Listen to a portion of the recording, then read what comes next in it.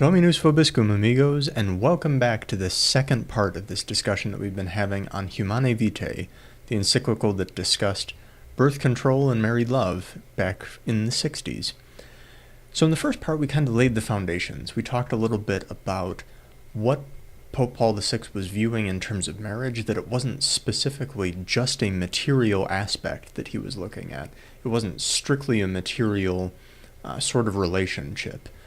It was a deeply spiritual relationship, and it was rooted in the view of the entire human person, not simply the bodily aspects, but also the spiritual and eternal aspects as well.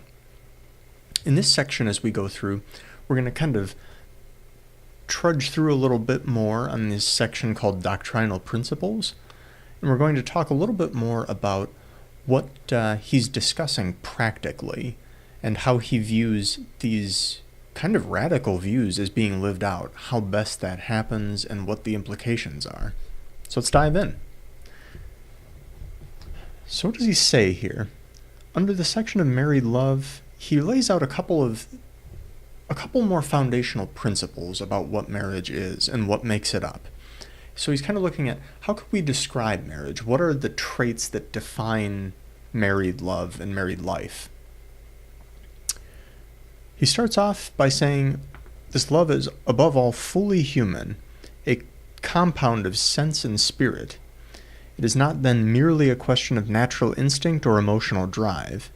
It is also and above all an act of the free will, whose trust is such that it is meant not only to survive the joys and sorrows of daily life, but also to grow, so that husband and wife become in a way one heart and one soul, and together attain their human fulfillment.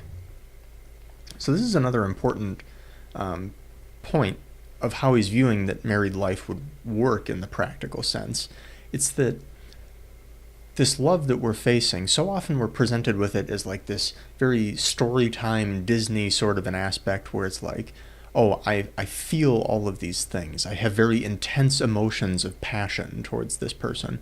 But that's not what the Pope is calling out here. He's going back to what St. Thomas Aquinas would write and what I'm sure other people earlier wrote as well, saying that love is an act of the will. It is the deliberate willing of the good of the beloved. So it's not simply just some passing flight of fancy that I might feel, no matter how intense those feelings are. It's not just something that I would, in my heart, I would believe these things. It's more than that. It's a decision to continue to love. To love is to make a decision, not necessarily to feel a thing, although those emotions and sensations can obviously follow with that, and it's wonderful when they do. Let's go on to the next paragraph. This is still in paragraph 9 where we are right now. So it is a love which is total, that very special form of personal friendship in which husband and wife generously share everything, allowing no unreasonable exceptions and not thinking solely of their own convenience. Whoever really loves his partner loves not only what he receives, but loves that partner for the partner's own sake, content to be able to enrich the other with the gift of himself. I think that this is something that we all long for. I think when we read that paragraph, it's just so beautiful, but it's so hard to do, and it's so hard to find in the modern context. But it's an important point to make, I think, because when we think about love in the modern sense, we often think of almost an exchange. Like you have people writing prenuptials and everything like that, where it's like, well, I'm going to write up this agreement, and then we're going to do this. No, that's not the view of love and married life that's presented here. The view of married life that's presented is one of total self-gift. We mentioned in the prior section that married love images divine love, this total self-gift of the Son to the Father and vice versa. This is the love that we're called to here. It's not simply, I'm going to do this because it makes me feel good, or it's nice, or it's convenient even. It's that I have decided this, and I'm going to give myself totally to you. This is what we're called to in married love. Far from being the old ball and chain, it's a ball and chain, sure, in the sense that There are good times and there are bad. There is health and there is sickness.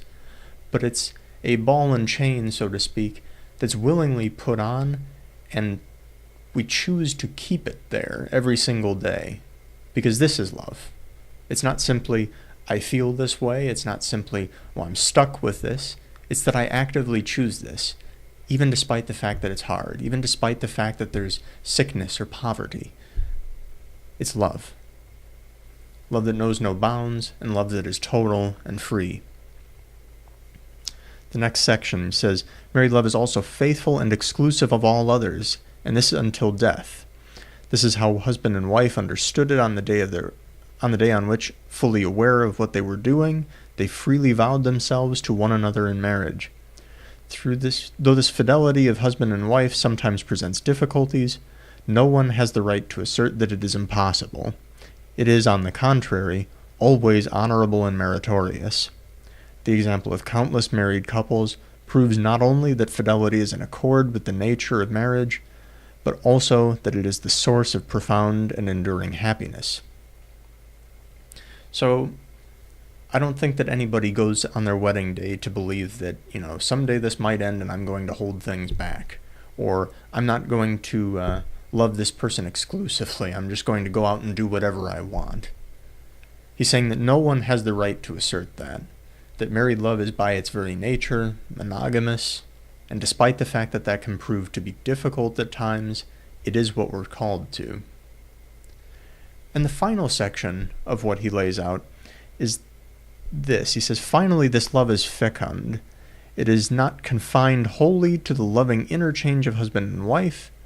It also contrives to go beyond this to bring new life into being.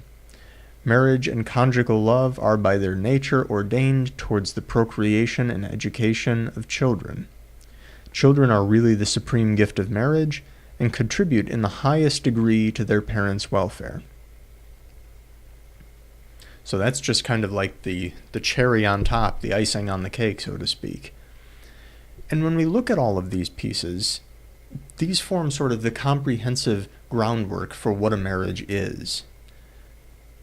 And the last one in particular seems like it gives us a lot of trouble in today's society, that this is what we're called to, this life-giving love.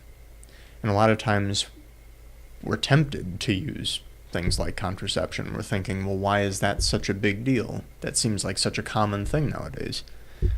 Granted, it is in a lot of cases. But it is one of the promises that we make during the marriage ceremony.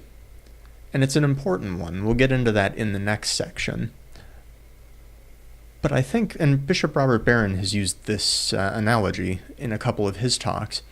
He says, when we make these promises, when we have these views towards things, and when we say these things about marriage, it seems like we accept all of the others very easily.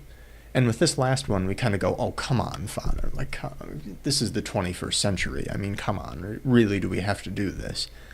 And what he points out is, we wouldn't accept that with any of the other promises that we're making, would we? Because think about it. If all of a sudden, I say, I love you very much, which is why I obey these promises that I've kept and that I've taken with you 98% of the time, that I'm faithful to you most days, that I love you completely every other day. That's repugnant, and nobody would accept that. But when it comes to this final promise, we often find ourselves just like, oh, well, maybe that could just be, a part-time thing. Maybe we could, whenever it's convenient. Not so. Because it necessarily follows from the other sections of marriage. Love is true. Love is full. Love is complete. And this is why, necessarily, this last promise follows. In the next section, we'll discuss a little bit more about why that is, and then we'll look a little bit, too, into the future at what the Pope believes will happen if the contraceptive mentality is carried out. and then we'll look a little bit also at his remedies for what to do about it. Until then, stay in the state of grace, and God bless, friends.